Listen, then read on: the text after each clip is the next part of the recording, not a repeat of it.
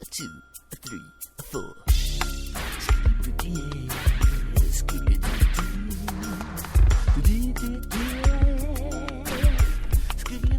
We are Movie Menu Reviews, crawling into your Stuber. On today's menu, we'll be reviewing Crawl and Stuber.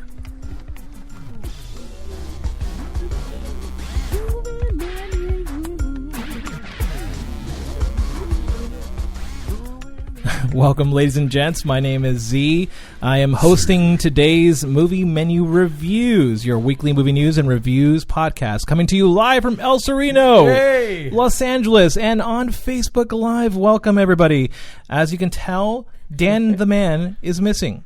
Yes. But instead, we have a substitute named Cory Zerbe, CEO of Huba Canoes.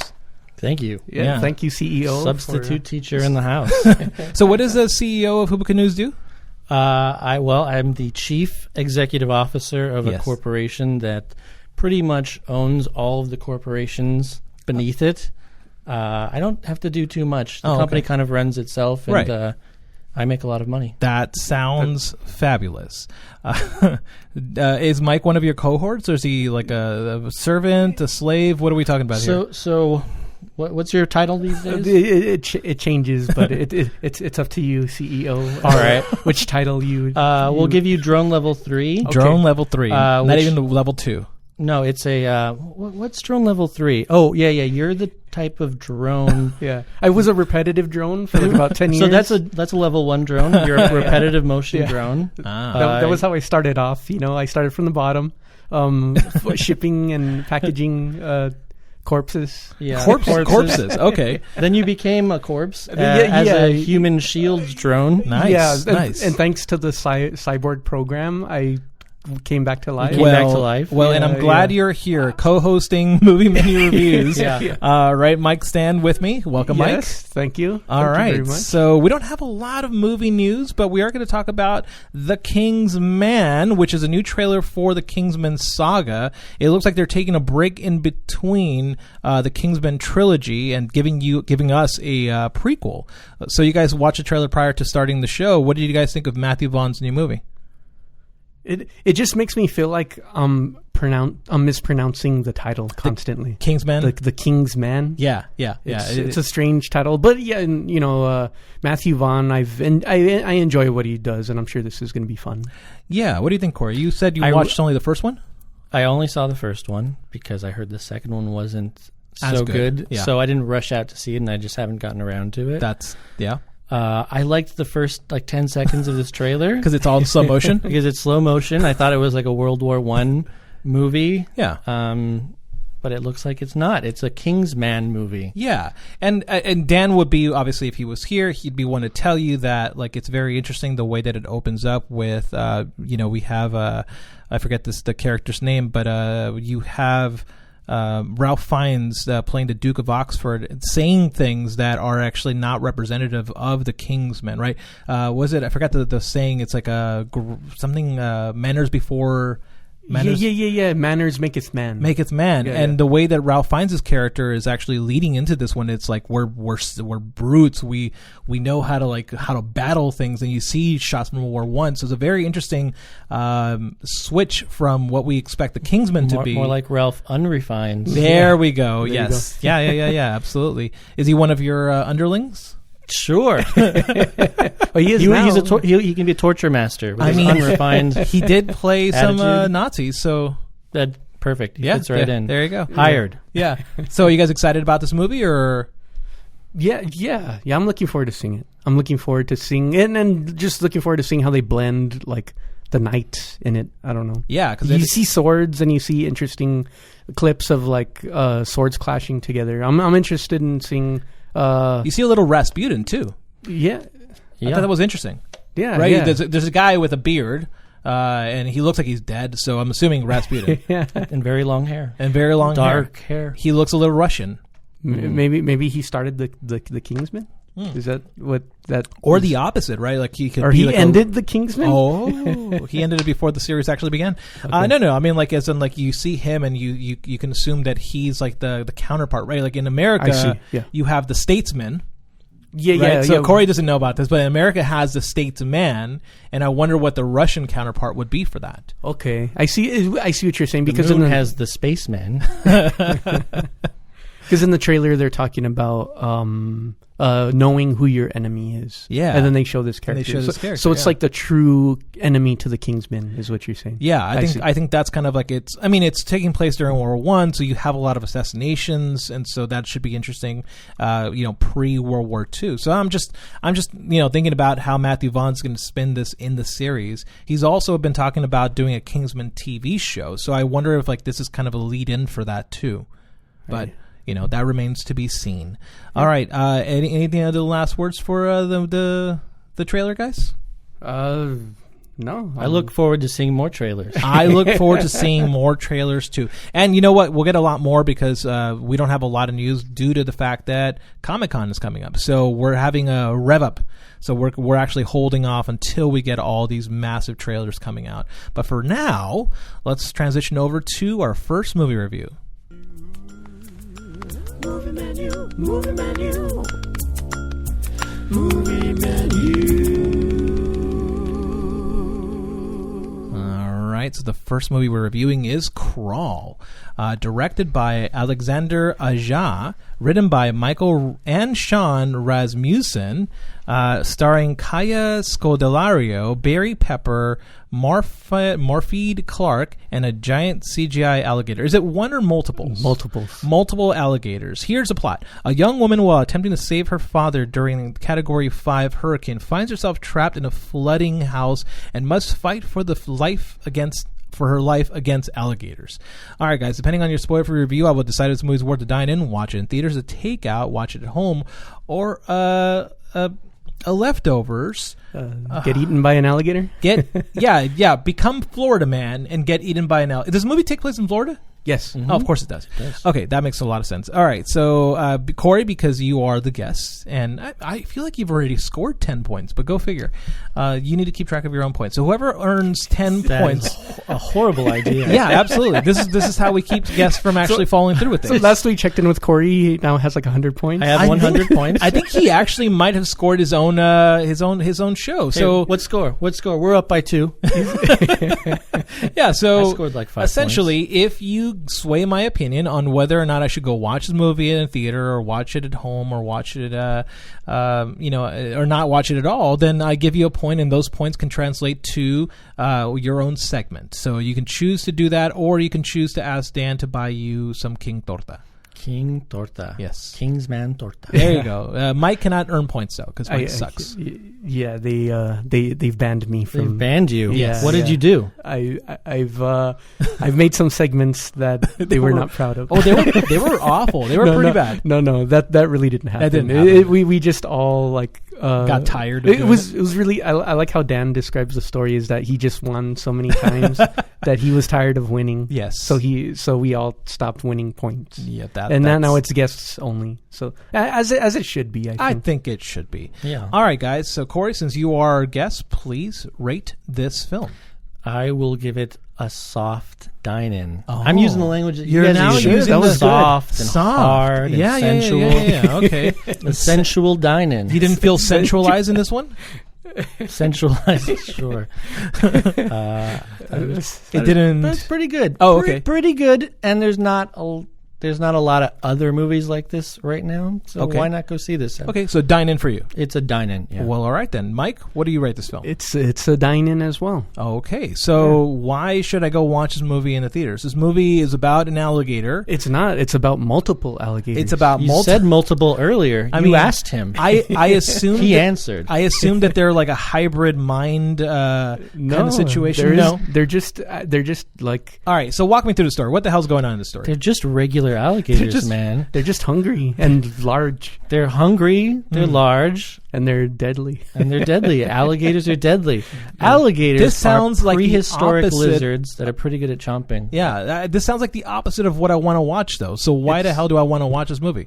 The opposite of what? So what do you want to watch? I want to watch something fun. So tell me about the movie. This is actually It's a fun movie. Yeah, this is actually a very fun movie, and I think it delivers in why you would go to see this movie to begin with. It's very suspenseful. The alligators look great, and our lead characters are trapped inside a house full of alligators, and you feel trapped with them, and you're trying to figure it out with them how they can possibly get out. So just to set it up a little bit. Yes. Okay, it's Florida. Okay. There's a hurricane. Enough said.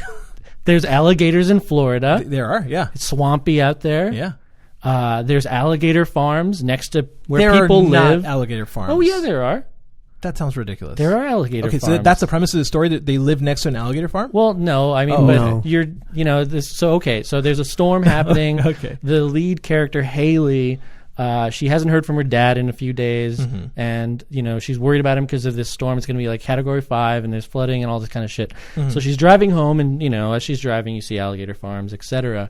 Okay. So she gets home, and she can't find him. It's raining, it's pouring outside, and so she's just searching around. She goes into a crawl space. I guess that's why they call it crawl. Yeah. And yeah, that's what I heard. And then things get a little dicey. Yeah, that's a good explanation. Thank you, Cory. Yeah, okay. You're welcome. Yeah, that's good. And it's as fun as it sounds. To me, it was fun. Yeah. And Mike, you want to lower the microphones a little bit? Sure. Thanks. Turn yours off, please. Turn yours entirely off. I want to hear from Cory. Can you hear me? I can hear you. All right. So that sounds like a ridiculous storyline. It's actually very plausible. What sells this story for you? Like, what made this movie fun for you? Well, the fact that it was plausible. The entire time you were like, this is totally possible. This is totally possible. Yeah, it is. It's a little bit like, what was that movie? Fast and Furious? Don't Breathe? Well, I guess it's a little bit like a mix of Don't Breathe and was it the Code? No, it's so this girl is like she's off like in South America, and she gets stuck on this little island. Oh, there's the one with the shark around her. Yeah. That is what was it called? With With Blake Lively. Yeah, I can't remember the name of that movie, but it's like a cross between those two. That's a good point. Okay, I did like that one. That was surprisingly fun and very like heartfelt. I think The Shallows. The Shallows. Yeah. There you go. Yeah. Does this movie have a similar sort of? I mean, I guess it's a father and daughter. So is there like a similar theme in that storyline? Yeah. Yeah, it's just a survival movie, and I know it's advertised as a horror film, but in other movies that it reminds me of is that movie with wolves. The Grey. The Grey, yeah. So in the same way as just trying to figure out how to survive against these wild beasts, you know, and there's nothing supernatural about it. It's just like something that can happen. And it's very economical. There's not any time wasting. I mean, there's a little bit of character development, so you give a shit, but then it's just like off to the races, and them trying to solve one problem after another. So you said about there's not a lot of character development. Is this movie then just more of like an action popcorn movie? So you have enough character development, but there's really only two characters. I saw that. Yeah, and so the character development that you get it's significant because you're not wasting time with all these other side characters. It's this daughter who is a swimmer. Yeah, the movie starts out with her at a swim meet, and cool. I think she comes in second place, and you can tell she's got a little bit of an anger chip on her shoulder thing about it. And there's flashbacks with her father who was her swim coach or whatever. Okay. We learn throughout the movie that her mom and dad broke up. There's different reasons for why that may have happened, but anyway, so she's got a little. He's from Florida. That makes so much sense. So she's got a little bit of a rough relationship with her father right now. She loves him and everything, but things aren't like what they used to be. Okay. Yeah. I think that's great. Okay. Was this movie humorous at all? Like, I feel like it's. You keep saying plausible. For me, it sounds kind of like a fun. Like, I would be laughing a lot in this movie. At least that's why I got from the trailer. Like, is it campy in a little way, or when we say fun, it's not necessarily funny, but fun as in there's a lot of suspenseful moments where you don't know.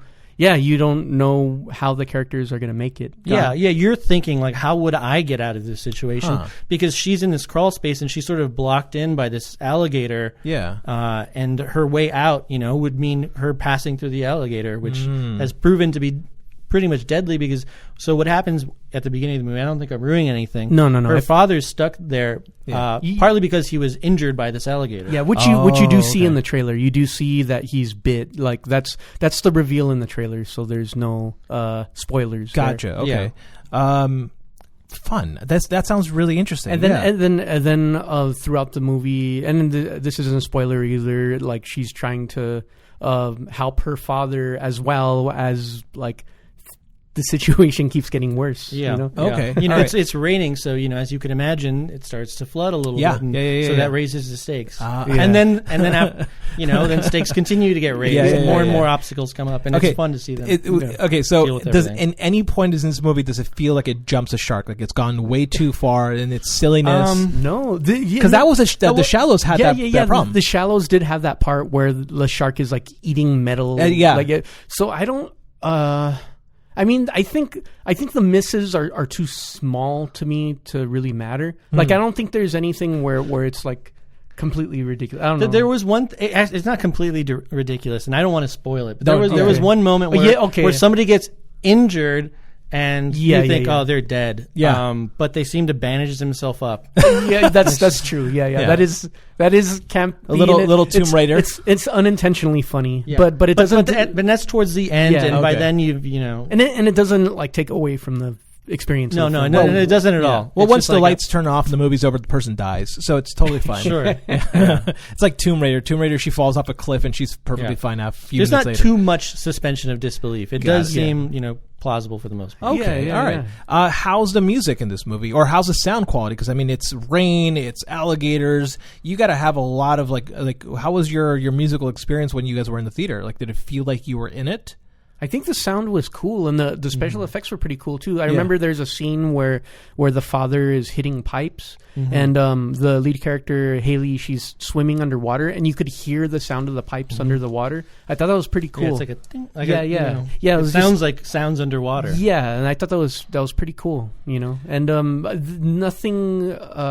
nothing stood out in a negative way in terms of. I thought it was well done music, well done sound effects. All right. This movie is written by two brothers, Michael and Sean Rousman. It's funny because I've looked at their like previously written stuff, and it's generally just some like not really great films. The Inhabitants, Dark Feed, The Ward.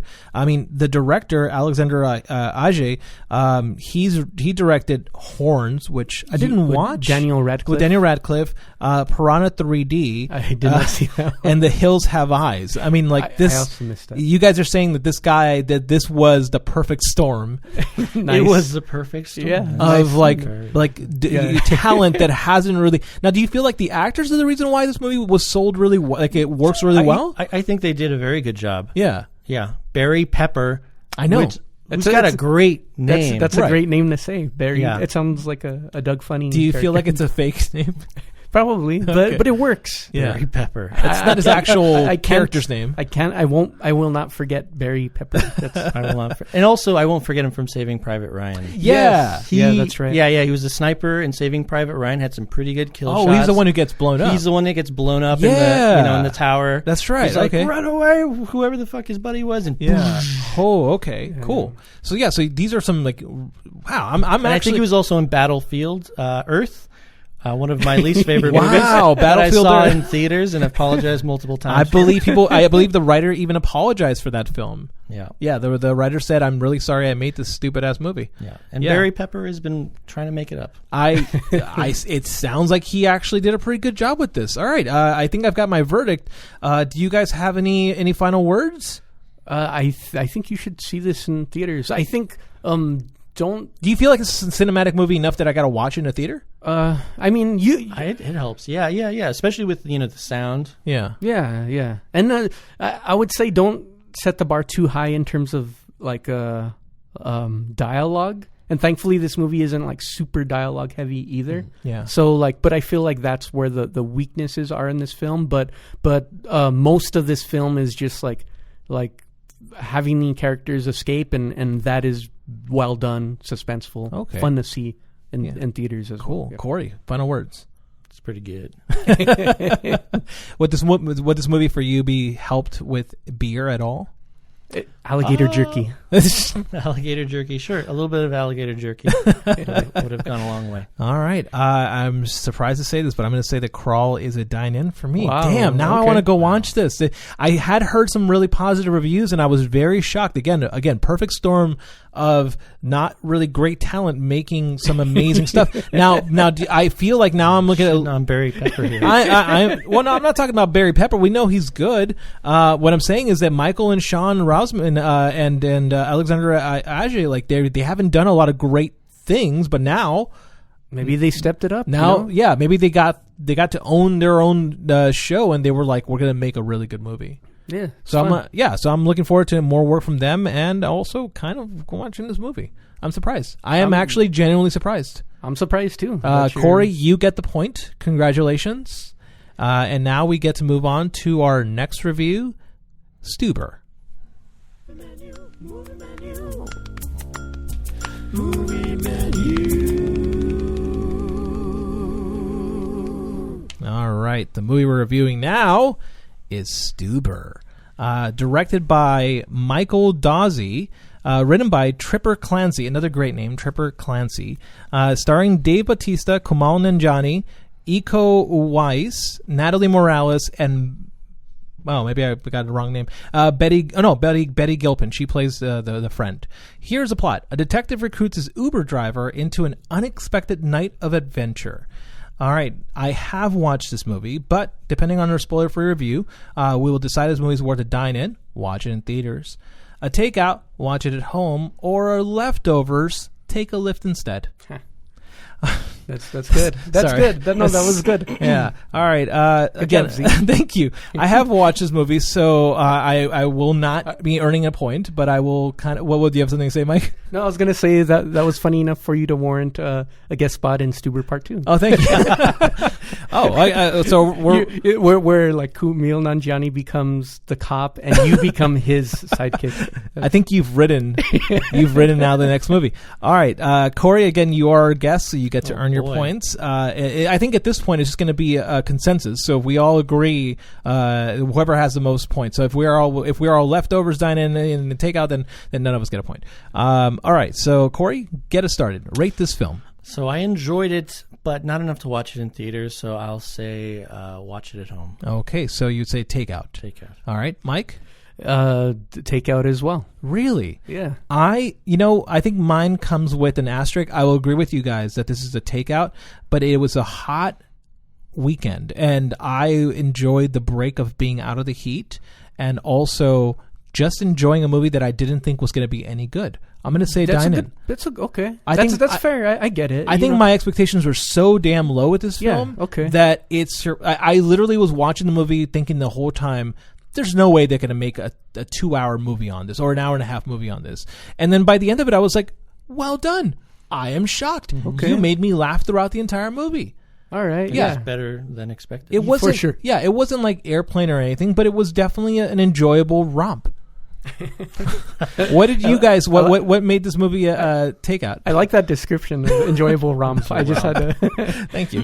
What made this movie a takeout for you guys? What I enjoyed about the film, I thought it was a really cool opening action sequence, and I felt like they never continued on that promise that they made in the beginning. Okay. So like as an action, like of course this is seen as an action comedy, but don't make like your biggest action scene the opening of the film. Yeah, it kind of did set the bar a little bit higher for action, and it's nowhere near that. And then when Kumail Nanjiani is introduced, like the action turns into comedy scenes instead of action scenes. So I feel like that was what weakened the film. So for you, it was like more about theme, like it just didn't stick to one single theme, like it kept on switching back and forth between action and comedy, and it was inconsistent. I thought they could have gone the same route as Melissa McCarthy in Spy. Where there's these like heavier action. There are these really cool like action sequences as well that are fun to watch. Yeah. But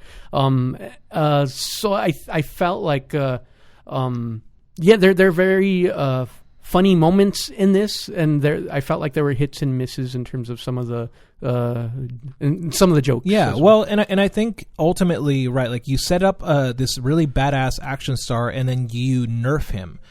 You kind of get rid of the likelihood that he can continue following up, right? Because like he immediately in the first act he gets surgery done, he gets laser surgery done, and he can't see anything. So then that becomes a secondary. Like it's like the action gets nerfed, and you get none of that at all. What I wished would have happened, and I don't know if it's a spoiler or not, but what at the ending, something like that happens where you see him be like this super badass Drax. Yeah. You know what I mean? Which you got in the beginning. You're absolutely right. Yeah, they set that up in the beginning where it's like, you see him in his full intensity in the beginning. He should have gotten his vision back quicker. Yeah, for sure. I agree with that. Absolutely. Although I did enjoy, seeing him like stumble around blind, especially when he's first, going off to go get the bad guy. Yeah, and he's driving down the road, just kind of smashing into everything. Yeah, that's great. It's a great setup. I think that this movie is a really fun setup. It kind of like does set you up for these characters. Again, my biggest qualms was, how do you make a movie about Mr. Magoo? Or Mr. Magoo, right? This is Mr. Magoo. You have a blind lead, and then the capable person is essentially, not really like capable at all. And I think that it fell on Kumail to be able to do that. And I personally think that Kumail is very charming, and what he does in this movie is do a really good job of carrying it by having the secondary like romance developing throughout it, because it's just ridiculous. It's ridiculous enough. It's LA enough, and you do feel like you're watching somebody who's kind of like trying to figure their life out. Yeah. So I dig that. I think that I think that the setup, the action was kind of a letdown, but I think ultimately like the movie rests on Kumail's shoulders, and he does such a good job of making us care about his character, and in doing that, he also makes us care about the Dave Bautista's character. Yeah, Victor. Yeah. No, that's a good point. Yeah, I think for the most part, I think Kumail Nanjiani did a good job. Yeah, again, for me, it wasn't a dine-in. It's like, oh, the action's amazing and you need to watch it in theaters. No, you can watch it on Amazon Prime and you'll be fine. But I think ultimately, like, if you want to enjoy a good movie, like, I think it serves its purpose really well. And I tell you right now, my biggest issue walking away from this movie was that it felt like an hour and a half advertisement for Uber.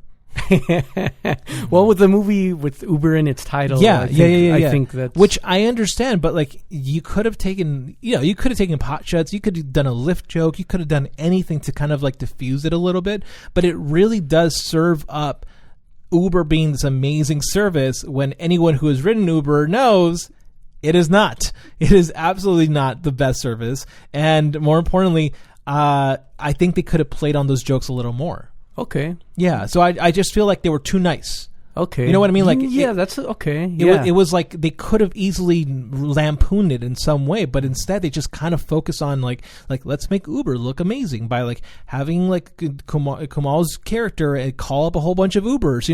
Like that entire sequence for me was like, okay, this feels a little too much like an advertisement. Like, you can cut that scene out and put it on a commercial, and you'd get yourself a commercial out of it. Like, it just felt like a straight up commercial. Yeah, okay. I agree. I didn't like that. Yeah, no, I didn't like that at all. And I also thought the villains were a little weak. I feel like the villains were super weak. Yeah. It's like they should have had all the other characters play more. The other characters should have been less goofy, where Kumail is the only comedian in this, rather than it's kind of like the same issue with like the Dumb and Dumber sequel. Yeah, where like you can't take any character seriously. Yeah, and then that weakens the film overall. No, totally. And I even at that, there was a moment. There's a character in the movie that gets shot in the leg. It's in the trailer, I think. Yeah, it is. It's in the trailer, and I thought that character was a lot more compelling as a villain because he was silly and dumb enough. And I thought that was like perfect. And then, like he doesn't remain throughout the entire movie, which is, I thought, a bit of a lacking, because I wish that all the other villains in the movie were similar to that character. Because that entire premise of like, and I won't spoil it for you, but it's an amazing sequence of public shaming that I loved. And it does such a good job of like selling you on a character who you don't think to be you see as a tough guy being completely subverted by the LA expectation. And I thought they could have done a great job with the other villains in this story. Got you. Yeah. Yeah, I agree with that. Yeah. Okay. But any other key points, you guys? It was fun to see Dave Bautista run through a wall again. That's the second time he's ran through a drywall. The other being in he should have run through more walls given his condition. He's been running through walls nonstop, like 5 walls in a row. Yeah, that would have been great. That would have been funny. The other time being in Blade Runner where he runs through a wall. That's right. Yeah. Oh, okay. So it's funny to see him. That'll be funny if this point on every single movie he's in, he's running through a wall. I'm hoping it becomes like a Dave Bautista thing. Yeah. Now, we saw him play comedy in the Guardians of the Galaxy. Do you guys feel like this is his rock setup? Or I shouldn't say rock setup. It really started with Arnold Schwarzenegger, but do you feel like this is like his setup? Because he's making another movie with a little girl, right? He's essentially doing The Nanny. You're right. Yeah. So do you feel like he can carry a movie like that? That's a good question. Yeah. I'm not sure. You're not sure? Yeah, I feel like for me, like the biggest, and it's weird because we know Arnold didn't have the best accent, but I feel like Bautista, like he's got an accent too or something. Like I can't really understand. I couldn't understand. He does grumble a lot. He's Dave Bautista's good at being Dave Bautista. Yeah. And I think he's like an amazing supporting character, but I don't think he can carry and lead a movie. Yeah. I mean, I'm looking forward to it, and please, if you're going to beat anybody up, Dave Bautista, Cory's Zerbe. But I like Dave Bautista more than Kumail, to be honest with you. Dave Bautista can beat me up if he runs through a drywall first.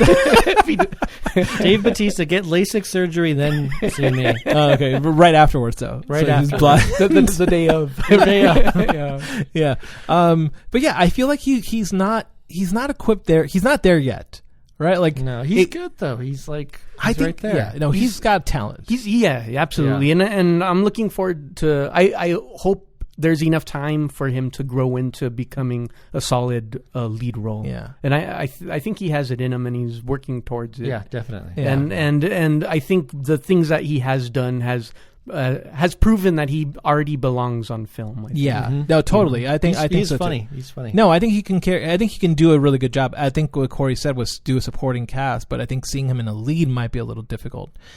His next movie, it looks tough. His co-lead is his little girl. Like oh boy, do I hope that girl can carry the movie. Yeah, like damn, that's going to be a rough one. Yeah.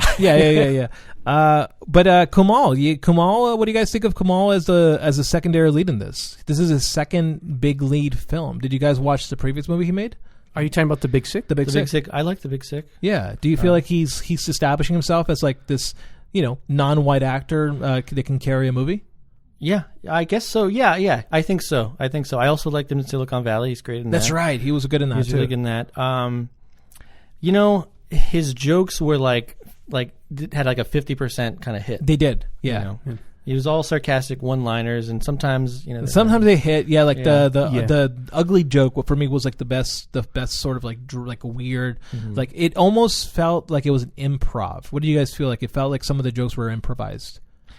Like they weren't written, they weren't rehearsed, they weren't like vetted. They were just like one-liners, and the director was like, "That's a good one, keep it in there." Maybe because it did feel I've seen him do better, right? Like we've seen Kumail do much better than this, but there were some throwaway lines that were just kind of really silly, and like I didn't like the whole introduction to his character where he was playing too nice.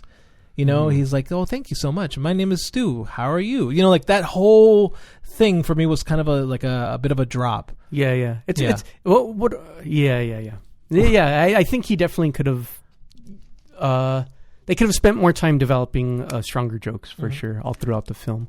I thought it was funny. It kind of reminded me of like his obsession with his rating. No. Well, I mean, his rating. His rating. That reminded me of like the Black Mirror episode. Yes. Yeah. I thought that was like that was a fun side thing. So. Yeah, and again, right? It could have done a much better job of being dark and kind of being a commentary on Uber, but instead it doesn't. It just It just kind of focuses on like the 4-star. Yeah, they should have been shitting or on Uber 5-star. the whole movie. The whole movie. Yeah, absolutely. It would have made a much more fun movie. I agree with that. Yeah. What did you guys think of the relationship with Kamal and the girl he had sex with for one time, and he's like pining over her? Did you guys feel like that was realistic at all? I just felt like it was a little like it was the too on the nose. Yeah, it was it was the stereotype. Yeah. I think they could have gotten rid of all that too. They could have. Yeah. I get it that it was used as a device for him to be even more desperate about like not being where he is, but I don't think it was necessarily needed. Yeah, I think so too. All right, guys, any final words? I just want to say that Kumail Nanjiani was supposed to be on Conan, and he didn't show up. Whoa, that's so weird. Conan had to do the entire episode, so I guess we are with Andy Richter. And Andy Richter had a great joke. I didn't see the episode, but I did hear about the joke. He called him Kumail Not Show Uppy. That's great. So I just thought I should mention that. He was the first guest in 20 years not to show up. We actually invited him here on the show. He did not show up. Yeah. Kumail Not Show Uppy. Wow. All right. That's good. Mike, any final words? Go watch Crawl. You think that was a much more slam dunk than this one? I mean, I think it will be a funner experience to see in theaters. For Stuber, you can enjoy this at home. Okay, that's fair. Yeah, I kind of I was happy with Stuber, but now I feel like I should have watched Crawl as well. And it doesn't deliver. It doesn't deserve the trash talk that it's getting right now either. Crawl, you mean? No. Well, I guess both is Crawl. Both movies haven't got. Yeah, they've. Okay. Yeah. The audience loved Stuber. Yeah. Yeah. Well, no, that's what I felt. I mean, we saw the movie together. I don't know if you thought the same thing. The audience seemed to really respond to it. Yeah, absolutely. But when I see online like Rotten Tomatoes, like it's from what I've seen, the last I saw its rating was kind of low. Yeah. So okay. and I think it's like getting it's getting bashed. I don't think Rotten always gets comedy. Yeah, I agree. Yeah, well, and neither do I, which is kind of why I walked out of this actually kind of enjoying it and going for a dine-in, because I actually enjoyed the comedy for once. I wasn't in a room full of people. Which for me is always an improvement. When I'm in a theater by myself watching comedy, it's a little bit easier for me to enjoy the movie. Interesting, because we've talked about this, Mike. It's just like the influence of others, right? It's like the helps. Mimicking glands, right? Like it's like we mimic other behavior. That's why we yawn back and forth between each other. Like I think laughter is very similar. It's very like you can laugh when somebody else is laughing, and it just and watching a comedy. Watching a comedy. Yeah. Are you mimicking my hand gestures? It's okay. I had to do it. Yeah. I'm a very I do this a lot. No. You had said like something about mimicking, and I don't fucking know. Okay, I just went with it. Okay, cool. But anyways, yeah, I thoroughly enjoyed it. But at the same time, I'm going with the masses. You guys say takeout, so Cory, you get 2 points, which puts you at -20 points. 20. How could you have less? I don't know. You should really count the amount of points you have. This is rigged. Yeah. It actually kind of is. Fucking Russian interference. Russian interference. All right, Cory, is there anything you would like to promote before we go? Yeah, I have. I'm sponsored by the sun. The sun is a star at the center of our solar system, the most important source of energy for life on Earth. Yes, that is true. And hoobacanews.com. Do you want to spell that for us? HOOBACANOES. Can you go a little slower? So it's Hooba, HOOBA, and then it's canoes, spelled like, canoe. You row in a canoe. There we go. Which is CANOES. Awesome. hoobacanews.com. That's great. And the sun, does the sun have any statements to make, or is it just there? This. Look, I'm sponsored by Big Sun. What can I say? That's good. They're funding my election. I mean, I'm glad your election. You're running for president now. I am running for president. Well, okay. I would like to formally announce on this podcast, Movie Menu Reviews, yes, that I am running for United States president. I think, considering the options, I think you got my vote. What about president of the sun?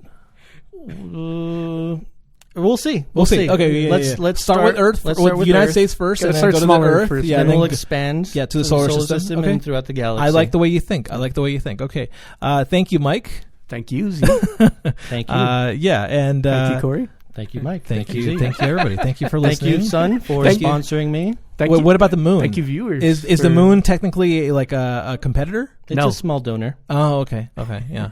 I would see it more as a competitor. It is not. It is not. Okay. Well, thank you for listening, everybody. Please visit MovieMenuPodcast.com for our episodes. Subscribe to us on iTunes, SoundCloud, or Stitcher, or anywhere you get your media. We're also on YouTube. Follow us on all social media, Facebook, Instagram, and Twitter. The movie we're reviewing next week is, I don't know, but we'll figure it out unless the sun eats us all. Yeah, Thank you for that's- listening. Thank you for watching. Sponsored by climate change. Goodbye. Movie menu, movie menu.